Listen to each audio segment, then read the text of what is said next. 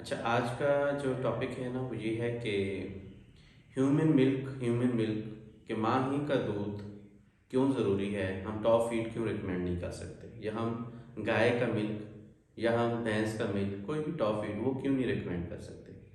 भाई बात ये है कि जो ह्यूमन मिल्क है उसमें प्रोटीन की मिकदार जो है ना वो बहुत कम है, और जो गाय का दूध है या इवन टॉप फीड कोई भी है उसके अंदर प्रोटीन की मिकदार जो होती है वो ज़्यादा होती है। और जो बच्चे होते हैं ना उनके जो गुर्दे होते हैं वो थोड़े इमेच्योर होते हैं, वो अभी अपना पूरा काम नहीं कर सकते। तो जो प्रोटीन्स होती हैं, जो दूध का एक कंपोनेंट है, एक जुज़ है, उसने खारिज होना होता है गुर्दों से। और अगर प्रोटीन की मिकदार ज़्यादा होगी तो उन गुर्दों को ज़्यादा काम करना पड़ेगा। तो एक ये भी इसमें लॉजिक है कि शुरू के दिनों में ह्यूमन मिल्क यानी कि माँ का दूध देना ज़रूरी इसलिए भी है कि गुर्दों को टाइम मिल जाता है प्रॉपर तरीके से काम करने का।